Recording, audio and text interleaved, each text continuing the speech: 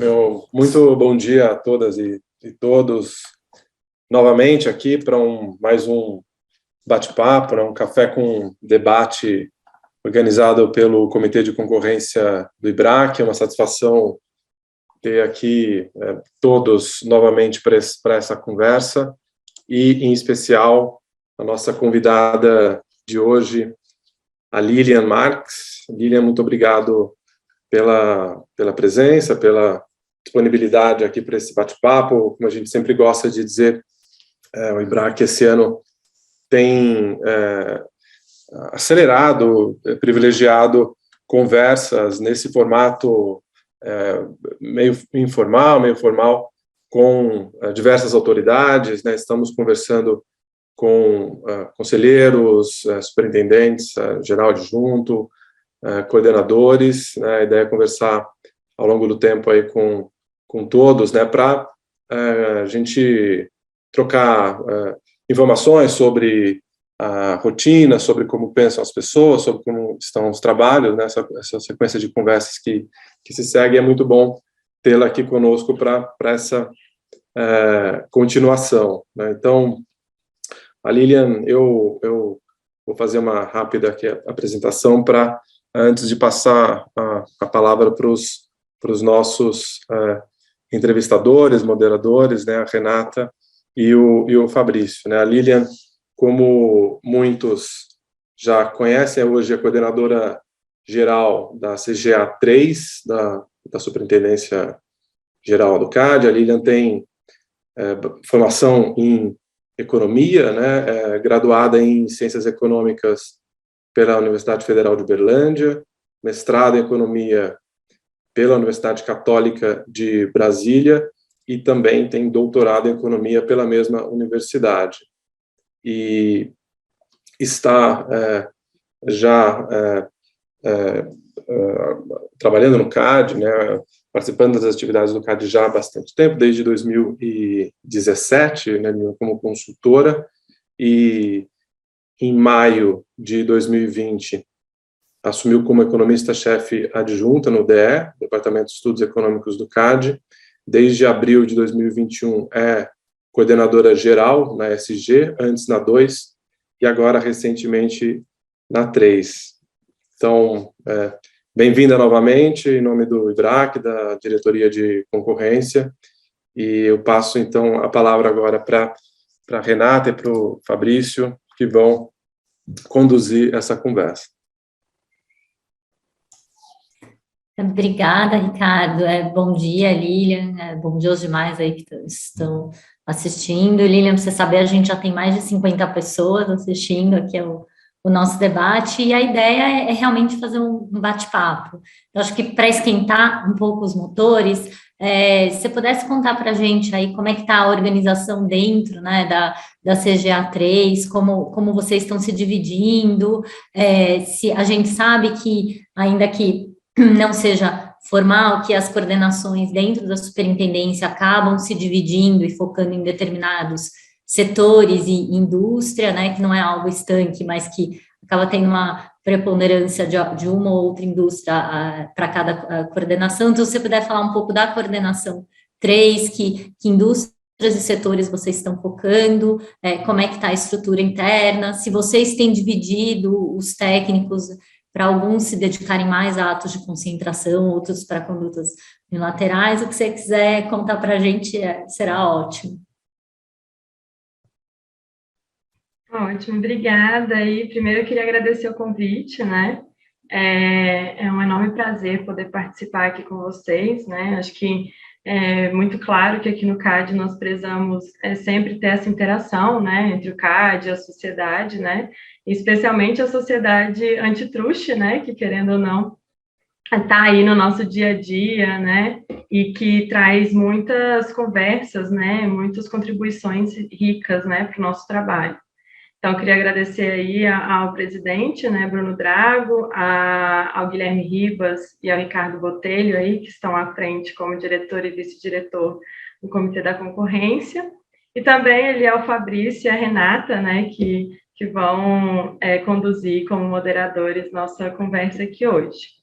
Então, Renata, né, como você comentou, né, realmente a gente tem aqui, né, dentro do CAD, né, algumas divisões, né, assim, não que essas divisões sejam estritas, né, e que a gente não possa alterar, mas aqui, né, na SGA1, né, a gente tem, então, 5 coordenações, e aqui, né, a CGA3, ela é uma coordenação que está mais direcionada, né, a tratar os casos envolvendo, né, fusões e aquisições, né, os atos de concentração do setor industrial, né, então, indústrias de base, indústrias de bens intermediários, indústrias de bens de consumo, no seu geral, né, indústria, tendem, né, a vir aqui para a coordenação setorial 3. A gente tem também, né, uma definição que aconteceu alguns anos atrás, né, a gente teve uma decisão gerencial, né, apesar da gente ter a coordenação 4, né, a CGA 4, que cuida de setores regulados, com uma decisão gerencial há alguns anos, os casos, né, vinculados ali ao setor portuário, né, que é um setor regulado, também foram direcionados aqui para a CGA 3, e a gente tem dado, né, os encaminhamentos ao longo desse tempo. Então, a gente poderia dizer de uma forma geral, né, que a CGA 3 tem o foco, né, de análise, então, de ACs e condutas, né, unilaterais, que envolvem, né, indústria e também, né, casos ali de setor portuário. E aí isso pode ser relacionado a transporte, né, aquaviário, né, ou outros serviços ali relacionados. A gente tem, assim, em relação à organização, né, interna, a estrutura, como é a estrutura aqui dentro da coordenação, a nossa equipe ainda é uma coordenação pequena, digamos assim, né? Eu fiquei, né, um período ali na CGA 2 e é uma coordenação, né, um pouco maior. Então, a nossa coordenação aqui atualmente, né, possui a coordenadora geral, um coordenador, né, que é o substituto, né, também da coordenadora geral, um assessor técnico, e 4 técnicos, né, que estão ali envolvidos na análise finalística, né. Além disso, nós temos 2 estagiários também, que nos auxiliam aqui, e uma secretária, né, que também cuida da nossa parte, toda a parte administrativa, que dá o apoio para a gente. Então, em relação à equipe, nós temos um time bastante misto em termos de formação. Nossa equipe ela é bem dividida ali, é quase que 50% ali com formação em economia e outros 50% com formação em direito. E eu acho que isso é uma vantagem, assim, que deve ser considerada sempre, porque, querendo ou não, é quase que o objetivo geral, né? Eu acho que o CAD, de uma forma geral, acho que ele teria como meta ter um time equilibrado nesse sentido, né? A gente sabe que para que as análises sejam cada vez melhores, né, mais eficientes, ter esse misto, né, de conhecimento, tanto econômico quanto jurídico, ele é muito importante para a área que a gente atua, né? Então, acho que essa é uma grande vantagem aqui na CGA 3. Em termos de divisão, como é uma equipe pequena, né, e vocês mesmos sabem que a gente tem muitos casos, então não é possível, assim, falar, esse técnico vai ficar responsável só por análise de AC, ou esse técnico vai ficar responsável só por análise de conduta.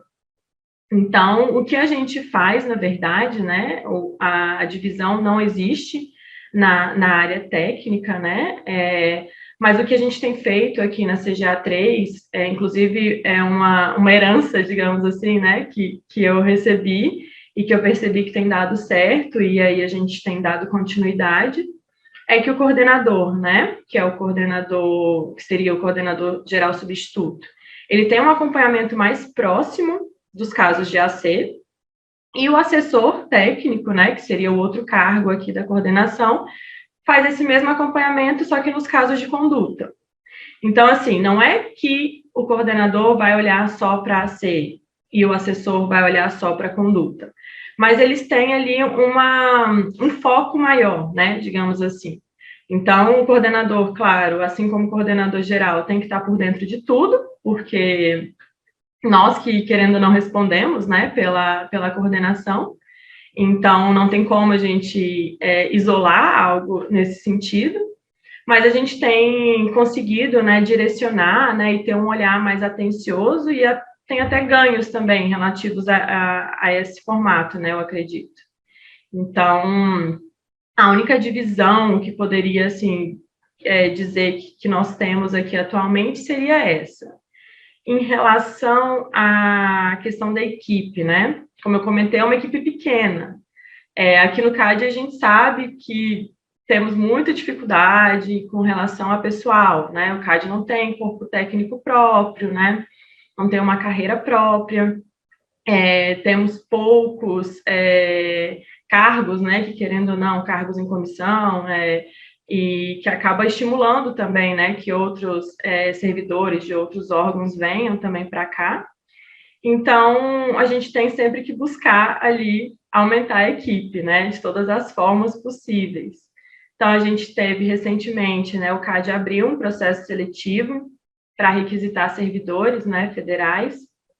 A gente já está dando encaminhamento nesse processo seletivo, então já fizemos entrevistas, já temos aí processos de requisição em andamento. E então nosso esforço para aumentar a equipe ele é contínuo, né? Até porque a gente sabe que tem uma rotatividade aqui no CAD.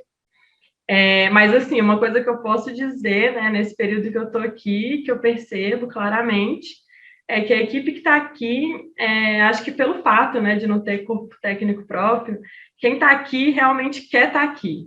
Então, as pessoas gostam muito do trabalho, as pessoas se dedicam muito, sabem que em determinados momentos vão ser sobrecarregadas, porque acontece, tem momentos ali que de repente vem uma avalanche de AC, né? Ninguém está esperando.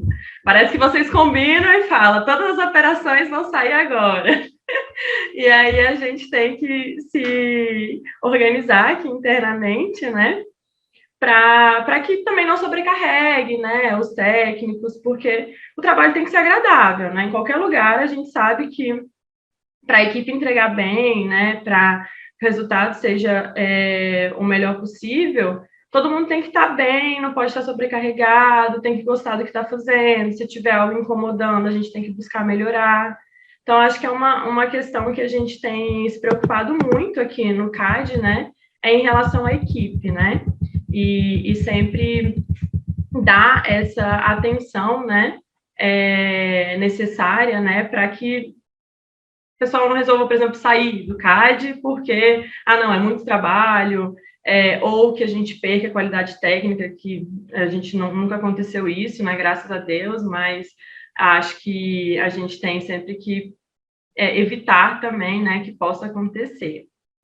Em relação a casos específicos, né, assim, se existe um padrão, por exemplo, aqui na CGA 3, olhando assim o histórico recente, né, de 2019 para 2022, né, até mais ou menos o período atual, a gente teve 54 casos, né, de atos de concentração ordinários que foram analisados aqui pela CGA 3.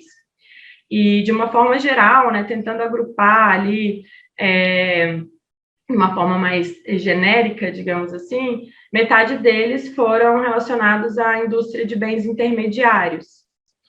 E que viria depois, né, os outros ali 15% seriam de serviços portuários, né? Então, no caso de bens intermediários, a gente teve alguns casos ali envolvendo papel e celulose, também o mercado ali de concretagem. No caso de serviços portuários, a gente tem vários casos, né, envolvendo VSAs, né, são os acordos ali entre os armadores. Temos também casos que envolvem ali o transporte marítimo em si, como rebocagem de navios, né? Mas, assim, não existe um setor específico, uma indústria específica que a gente poderia falar, todo ano tem um caso envolvendo isso daqui, né? Ou mais de um caso por ano, né? Então, acho que, no geral, né, esse seria o panorama aqui da CGA 3. Legal, Lilian. Uma pergunta na linha aí da Renata, também ainda de organização, e a gente aqui no IBRAC acompanha, né, até de perto, enfim, as movimentações internas também de organização dentro do CAD, e o próprio Ribas hoje mencionou hoje mais cedo que agora vocês estão com a casa completa, com a confirmação do superintendente-geral, do Alexandre, novamente aí com vocês. Mas uma dúvida prática que a gente sempre fica é o que muda na prática para vocês quando você muda, por exemplo, de uma coordenadoria para outra, como você vê agora da CGA 2 para a CGA 3? O que significa na prática essa mudança? A primeira pergunta. E se você puder compartilhar um pouco aí da tua experiência pessoal também, desde lá do DE, depois para a SG, na CGA 2 e agora na CGA 3, como foi essa evolução e as semelhanças e diferenças de trabalho em um ou outro setor? Realmente, Fabrício, a gente tem aqui no CAD, né, inclusive a gente fala, né, a gente estimula, né, essas trocas, né, que a gente acha que tem um ganho ali também de experiências, né, em relação, assim, a minha experiência mesmo, né, inicialmente, então, eu fui ali do Departamento de Estudos Econômicos, né, fiquei um ano ali como economista-chefe adjunta, né, eu acho que o maior salto, assim, de mudança para mim, em termos de dia a dia, de trabalho, né, foi a mudança do Departamento de Estudos Econômicos para a Superintendência Geral, né, porque, assim, querendo ou não, o Departamento de Estudos Econômicos, ele tem um papel de assessoria, né, assessoria técnica ali, tanto à Superintendência Geral quanto ao Tribunal. Então, o estilo do trabalho, as demandas que vêm, né, elas são diferentes, né, e é literalmente uma assessoria. Então, a gente não tem aquela questão da tomada de decisão, né, a gente vai alertar e vai mostrar, ó, se você seguir por tal caminho, pode ser isso, se você seguir por outro caminho, pode ser aquilo. A nossa função é praticamente mostrar todos os cenários possíveis e dar a maior informação, né, possível para aqueles que vão tomar a decisão, que seria tanto a SG quanto o tribunal. E aí, quando eu recebi, né, o convite para assumir a CGA 2, acho que esse foi o maior diferencial, assim, no trabalho, né, que a partir de então eu tinha, né, que lidar ali com os casos, né, do início da instrução, delimitar ali como é que seria, qual seria a estratégia de instrução. A gente sempre tem que fazer escolhas ali, né? Não dá para oficiar todo mundo. A gente sempre quer, né? A gente queria o máximo possível de informação, queria 100% ali do mercado, ou pelo menos uma amostra que seja muito representativa, né? Mas a gente sabe das dificuldades, questão de tempo, controlar, né, nosso cronograma. Então, e no final é a tomada de decisão, né? Aqui é a primeira instância de tomada de decisão. Então, a gente tem não só que ver quais são as possibilidades, mas no final a gente tem que escolher uma delas. E a gente preza, né, por fazer isso da melhor maneira possível. Então, eu acho que do DE para SG, né, foi essa a grande mudança, né? E claro que, né, dentro das coordenações, a gente tem outras mudanças também, né? A gente tem também mudanças aí relacionadas à equipe, né? O coordenador vem, mas ele não, eu, pelo menos, em nenhum momento movimentei a equipe, então eu assumi a equipe que estava, né, nos dois casos.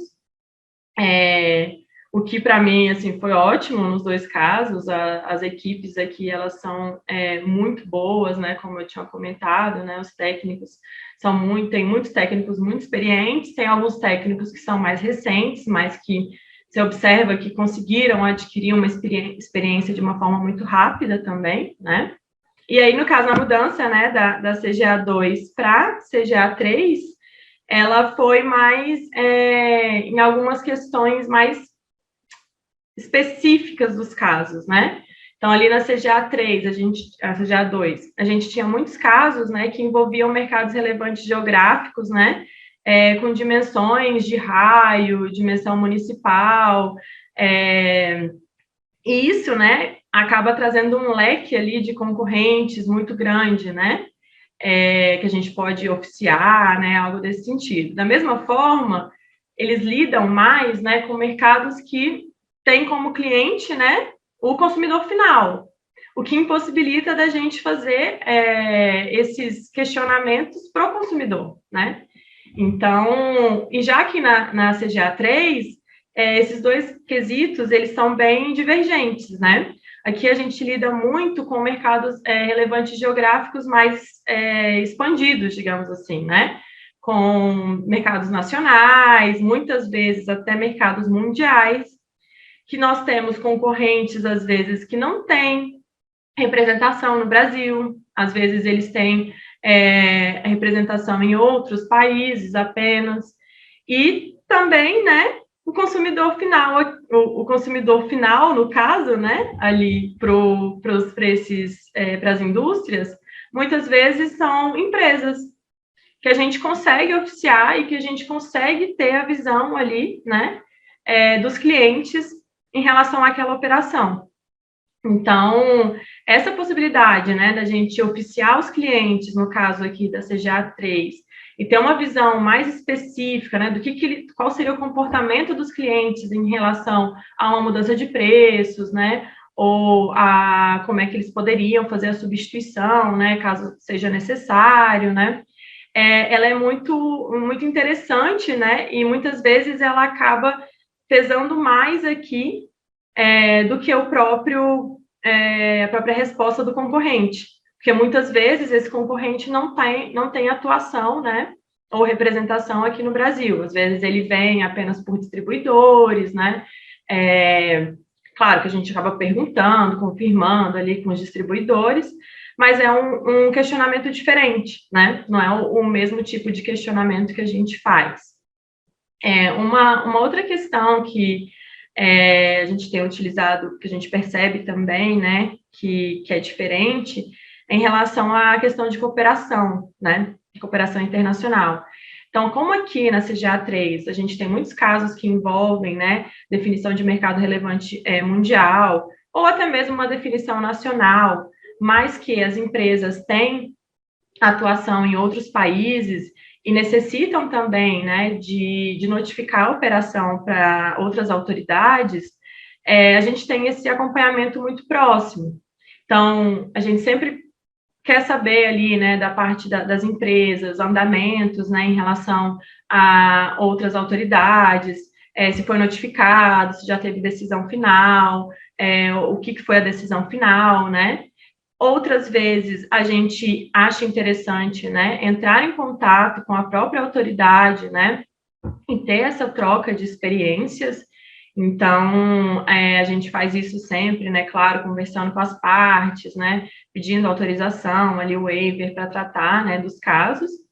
E assim, essa interação, né, entre diversas autoridades, né, de outras jurisdições, ela é muito, muito rica para a gente ver o ponto de vista, validar, às vezes, alguma definição de mercado relevante, ou verificar até mesmo divergências.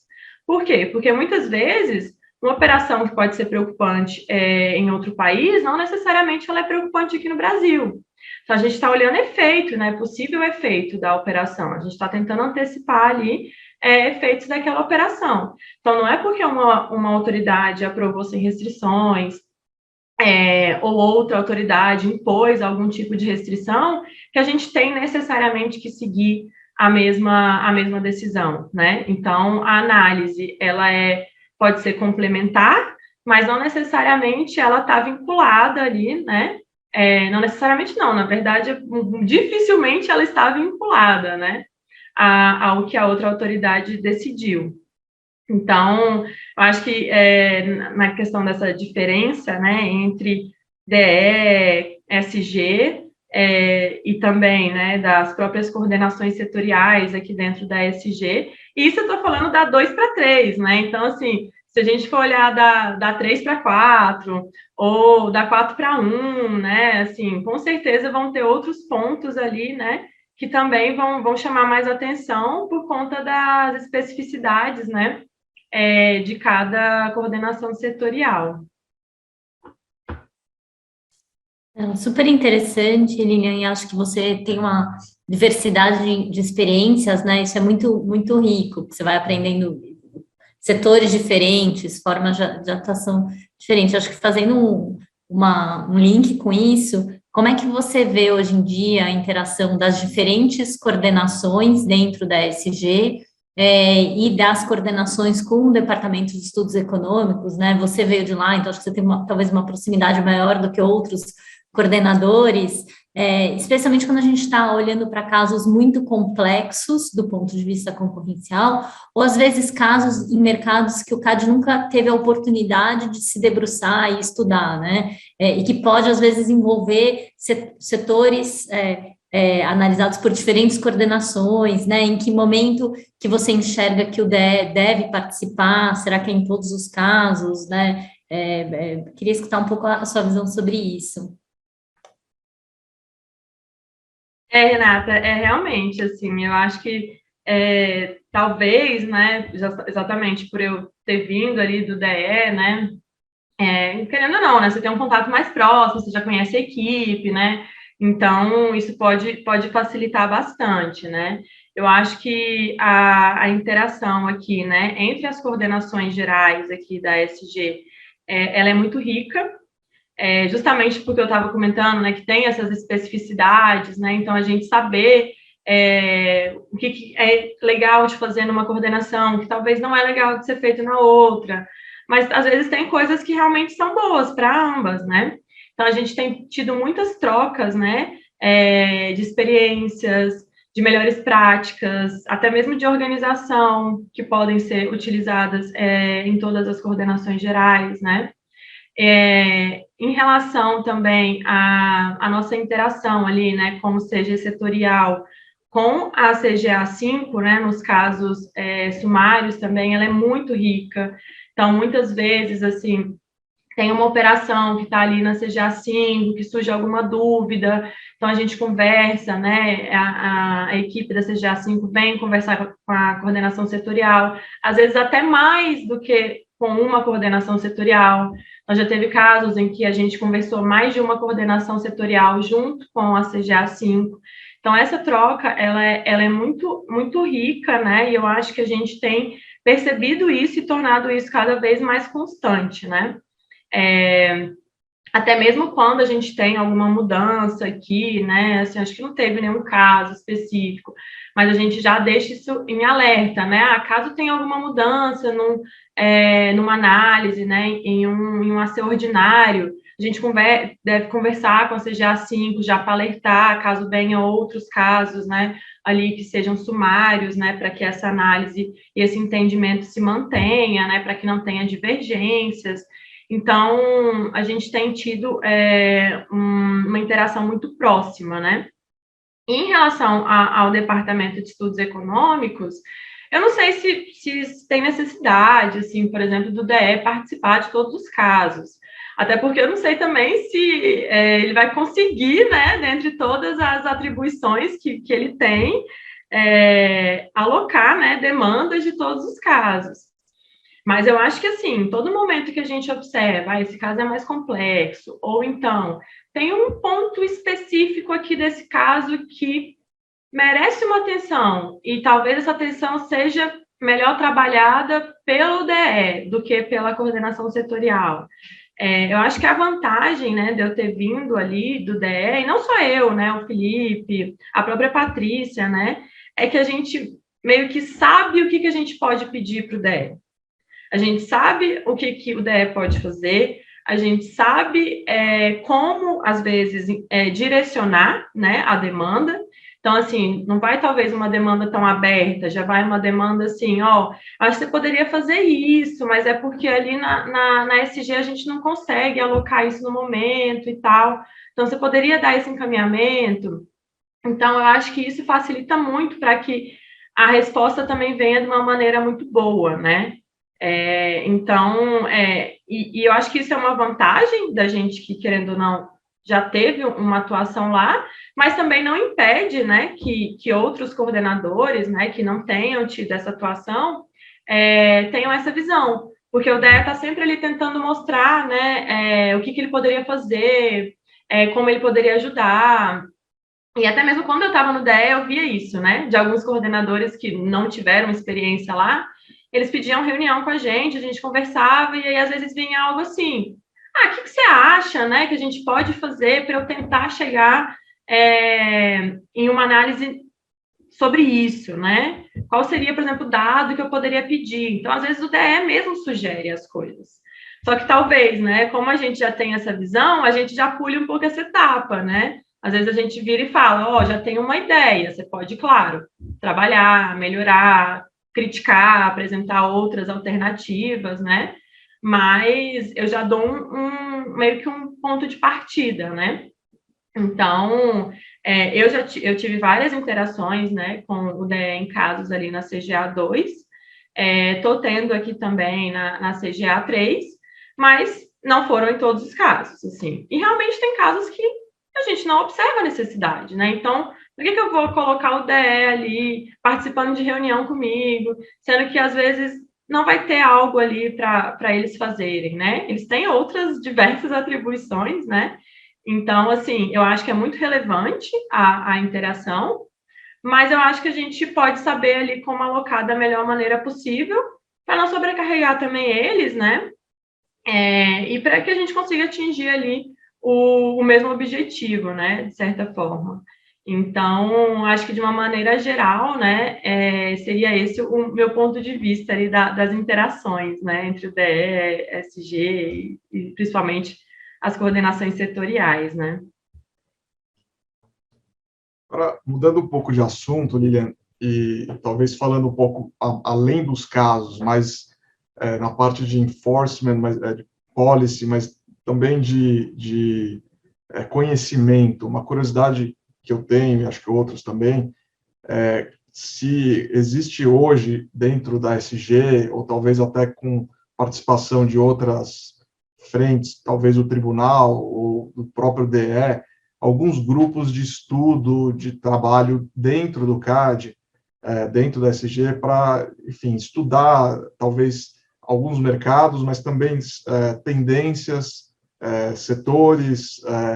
A gente tem visto agora com a retomada, e só para dar um exemplo, né, dos eventos internacionais, uma discussão muito grande lá nos Estados Unidos, das agências, com relação à policy e à forma de posicionamento das agências, e vendo questões de tendências de mercado, por exemplo, em mercado de tecnologia, mas também em condutas, novas agendas globais de ESG, mercado de trabalho. Como é que você tem visto isso dentro da SG, do CAD? Se existe não só em termos de preparação para isso, mas também uma troca de conhecimento interno para compartilhar informações e deixar uma base de dados ali, ou de estudos que amanhã possam vir a ser utilizados por futuros técnicos que venham para dentro do CAD, que hoje não estão aí. Como é que vocês trabalham essa questão do conhecimento interno dentro do CAD? Fabrício, realmente a gente também tem acompanhado, né? São temas que têm discussão aí internacional, né? E também estão no nosso dia a dia, né? É possível que a gente tenha ali algum caso relacionado, né? A forte digitalização em diferentes mercados, ela é uma tendência, né? A gente tem observado aí um aumento de casos envolvendo plataformas, e isso pode ser plataforma para diferentes mercados. Então, assim, a ideia, né, da gente ter, por exemplo, que dependendo, a gente tem ali alguns casos, né, envolvendo o setor digital, por exemplo, fiquem ali na coordenação setorial 1, isso não está limitado a apenas a coordenação setorial 1 lidar com isso, né? Porque a gente tem percebido exatamente essa disseminação, né, do uso de plataformas para outros mercados. Então, a grande preocupação, eu acho, que tem aqui na SG é de exatamente não concentrar, né, um pensamento ali, né, um desenvolvimento de algo relacionado, né, como fazer essa análise, mas, na verdade, disseminar isso para todas as coordenações setoriais, né, porque é possível que apareça um caso envolvendo uma plataforma na indústria de arroz, por exemplo, sei lá. E aí eu vou passar isso para coordenação setorial 1. Talvez tenha especificidades ali que seja melhor, né? A coordenação setorial, que cuidaria ali da indústria de arroz, por exemplo, olhasse do que a coordenação L1. Então, assim, é uma preocupação, né, de a gente sempre se manter atualizado, participações, né, do CAD em diversos eventos, né, aqui a gente tem os próprios eventos que são organizados por vocês aí do IBRAC, mas temos outros eventos ali da ICN, né, que a gente teve recentemente, trazer sempre o que está mais atual, né, na discussão internacional, acadêmica, para a gente conseguir, né, sempre desenvolver a análise aqui dentro. Então, eu acho que, assim, de uma forma geral, né, a gente consegue observar esse aumento de casos envolvendo plataformas. A gente tem também, né, um diálogo ali constante com o tribunal e com o Departamento de Estudos Econômicos, né, nos casos mais relevantes. Então, claro que a gente mantém, né, o nosso processo decisório, né, que no CAD sempre vai seguir ali a estrutura da SG, fazer a instrução e do tribunal, né, ter a decisão final, mas a gente consegue sempre conversar, né, até mesmo direcionar ou indicar, por exemplo, para o DE, seria interessante fazer um estudo sobre isso, né, o que vocês acham? A gente tem percebido uma tendência ali, tenta verificar, né, empiricamente, obter dados, os próprios documentos que o DE produz, né, os documentos de trabalho e os cadernos, né, já visam também atender algumas demandas, né, de certa forma ali que a SG tem para entender, né, algumas mudanças que estão ocorrendo nos setores. Isso inclui também a forte digitalização. Um outro ponto que eu acho que é importante, assim, ressaltar, né, e é uma orientação do novo superintendente-geral, né, então, o Alexandre Barreto, ele já chegou, né, tem pouco tempo aí, mas ele já chegou indicando, assim, claramente para a gente, né, para os coordenadores, aqui para toda a equipe da SG, que ele acha muito importante, né, essa interação ali entre SG e tribunal, principalmente. Então, para a gente retomar, né, e até mesmo aumentar esse diálogo, né, que a gente pode ter ali com a SG e o tribunal sem que tenha interferências, né, ainda na parte de decisão.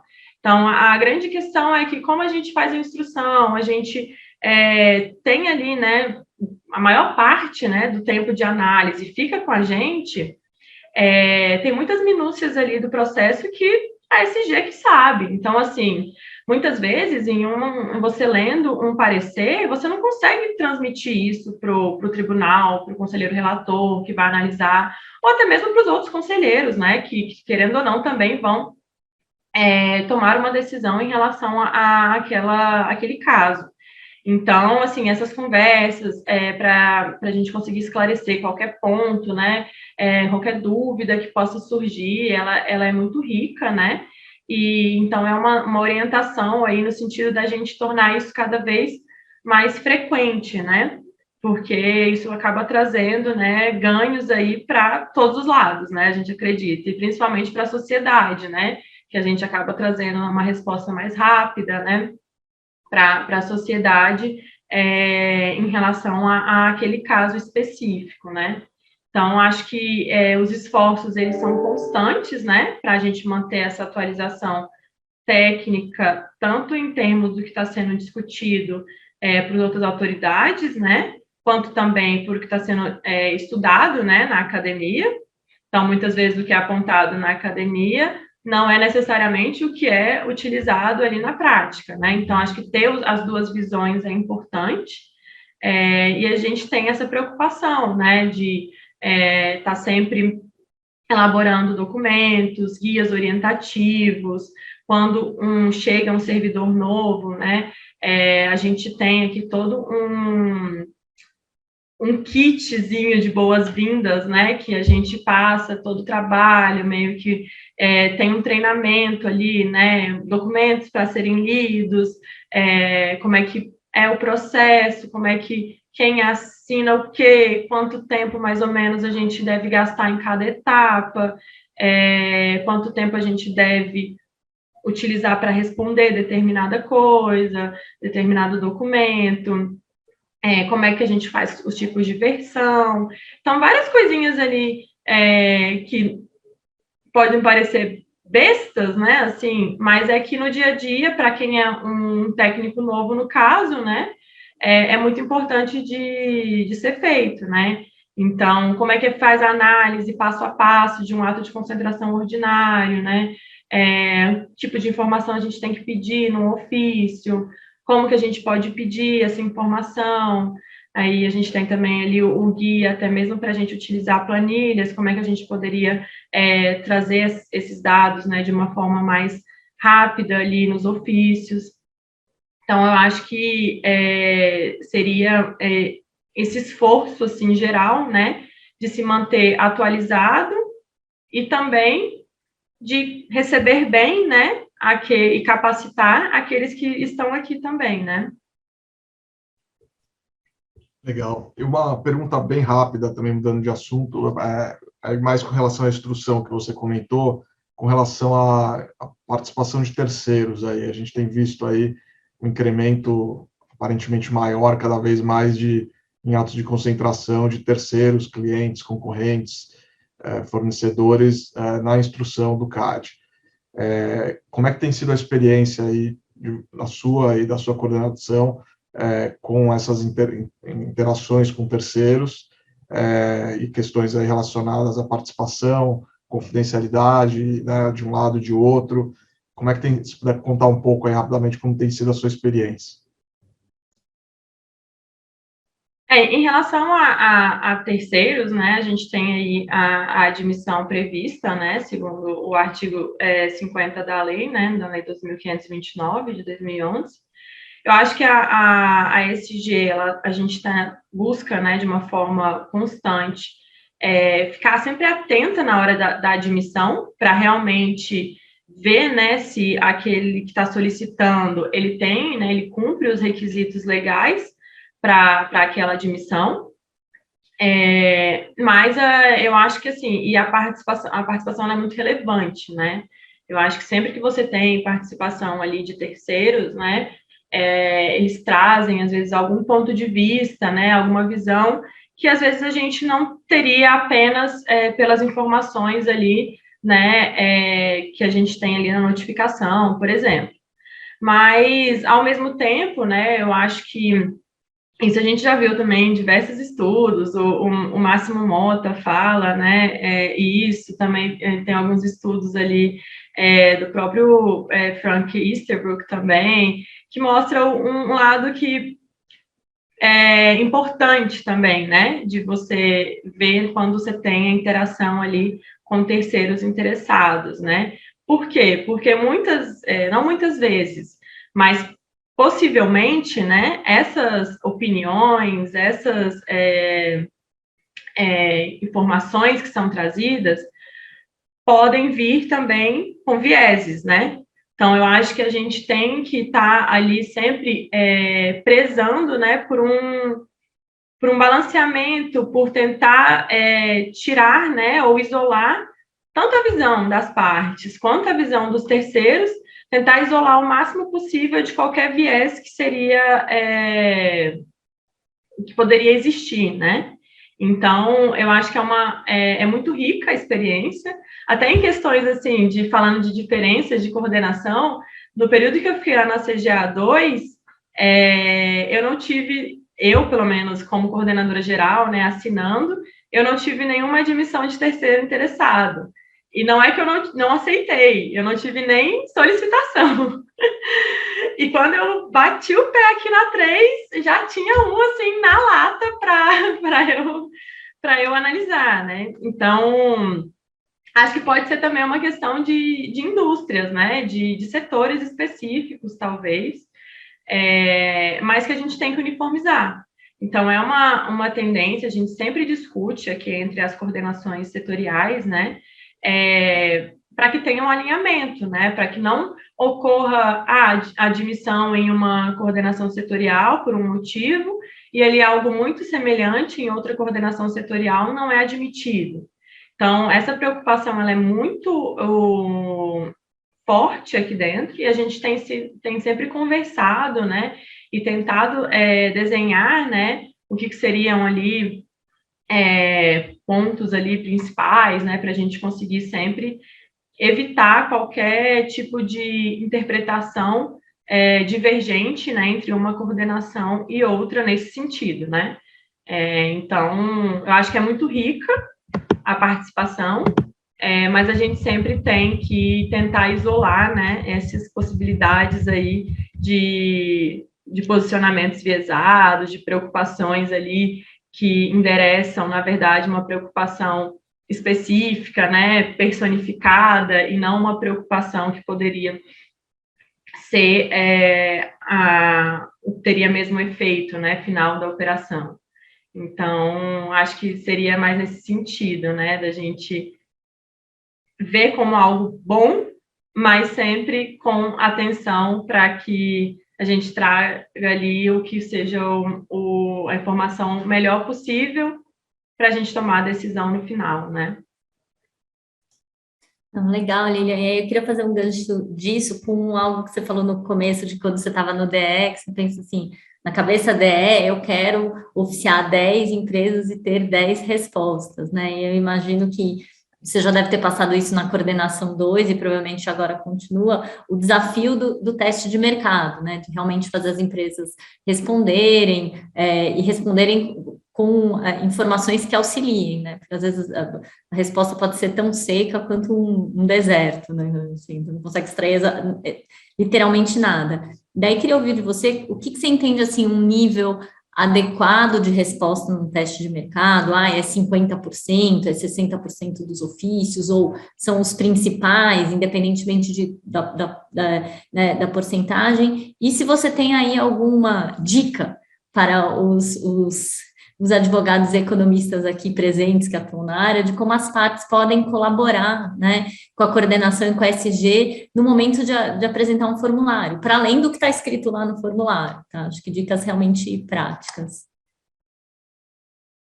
Dicas, eu acho que dicas práticas, assim, acho que uma importância que a gente tem visto, né, da pré-notificação nos casos ordinários, porque muita coisa a gente consegue já mostrar na pré-notificação, como que é importante apresentar os dados das próprias requerentes, né, como seria uma maneira, ainda mais em casos que são muito grandes. Na 2 a gente tinha muito isso, que envolviam muitos mercados relevantes, né, por serem mercados de dimensão geográfica menor. Então, assim, muitas vezes os dados têm que vir muito trabalhados, né? Então, acho que tem a grande importância, né, da pré-notificação para esse alinhamento. A gente tem também ali outras dicas, né, assim, que eu acho que ajudam, né? O que a gente percebeu? A gente percebeu que os técnicos recebiam um PDF ali e, na hora de fazer o teste de mercado, produziam uma tabela em Excel com os contatos que foram informados pelas partes das empresas que a gente vai oficiar. Então, assim, era já um procedimento meio que da rotina do técnico, né, fazer aquilo. Então, a gente acabou começando, né, ali, acho que talvez mais ali na 2, não sei se todas as coordenações já utilizam, mas a gente já solicitar, né, se possível, claro, de vocês já enviarem, né, porque eu acho que muitas vezes vocês também já fazem isso, né, talvez numa tabelinha, numa planilhazinha ali. Então, era só enviar para a gente num formato ali que fica mais acessível, né? E a gente acaba passando isso para o apoio processual. Também foi uma grande inovação aqui no CAD, essa questão do apoio processual, que tem nos ajudado muito em questão de teste de mercado, contatar clientes, fornecedores ali, quem vão ser os oficiados, confirmar recebimento de ofício, né? E um outro ponto também, né, que aí pode vir um pouco da minha experiência como economista, né, de ter uma questão ali mais com dados, o envio de planilhas, né, nos testes de mercado. Então, muitas vezes a gente também recebia ali, a gente pede faturamento nos últimos 5 anos, a gente coloca uma tabelinha ali no PDF e recebe o PDF. Aí depois o técnico tem que ir lá compilar tudo aquilo em uma planilhazinha no Excel para montar a estrutura de mercado. Então, às vezes já facilita, né, você ter aquilo no próprio Excel, né? Então, enviar um ofício já tem a informação quantitativa para ser compilada ali no Excel já é muito relevante para a gente, né? Que vai facilitar ali a nossa análise. E em relação a isso, a gente tem ali um questionário digital, né, que a gente está com um projeto piloto, a gente vai dar início ao projeto piloto agora, do questionário digital, que é exatamente o ofício, né, enviar o ofício de maneira digital. Então, a empresa, né, que vai ser oficiada ali, o oficiado, vai receber um link, né, para responder o ofício, claro, com toda a segurança, né, a gente está com apoio aqui constante da nossa coordenação de TI, né, e também junto com o apoio processual, ali acompanhando tudo, para fazer essas respostas. Então, ali vai ter o campo para você digitar a questão aberta, né, o texto, mas também já vai ter os campos ali para você colocar as tabelinhas, as informações que seriam mais numéricas, por exemplo, ou informações ali, questionamentos que a gente pergunta sim ou não, essa alternativa, você importa, você não importa, a maioria dos seus fornecedores fornece só esse tipo de produto ou fornece outros tipos de produtos. Então, esse tipo de informação mais agregada, a gente consegue tabular de uma forma muito rápida, né? Quando a gente coloca a estrutura nessas perguntas, e claro, a gente abre ali a parte em texto para fazerem os comentários, que eles também são muito importantes para a gente. A maioria desses comentários mostram ali a realidade do mercado, né? Então, a gente já vai dar início, né, ao piloto desse questionário digital, e a nossa ideia é que isso seja depois disseminado, né, e que a gente acabe utilizando aí em todos os ofícios, né, para tornar também o CAD mais ágil, né, na análise ali, na tabulação. Eu acho que não existe, assim, um percentual exato para a gente falar que o teste de mercado é considerável ali, aceitável, algo do tipo. Eu acho que o ideal é a gente ter, né, o ideal seria a gente ter uma representatividade da amostra, né? Então, assim, isso vai depender de cada mercado que a gente está falando. Então, e uma representatividade que eu digo no sentido até mesmo estatístico, né? Então, para ver que aquilo representa, né, pelo menos de uma forma com um certo intervalo ali de confiança, de que aquilo representa aquele mercado. E isso pode ser 2, 3 ofícios, ou pode ser 100 ofícios, né, dependendo do mercado. Então, também acho que seria algo da gente buscar mais uma representatividade estatística do que um percentual de resposta ou uma quantidade de oficiados, né? Seria mais nesse sentido. Super obrigada, Lilian. A gente está quase no nosso horário, então vamos fazer uma pergunta final, aí não que a gente não quisesse ficar mais tempo, mas temos um combinado com você de terminar no horário.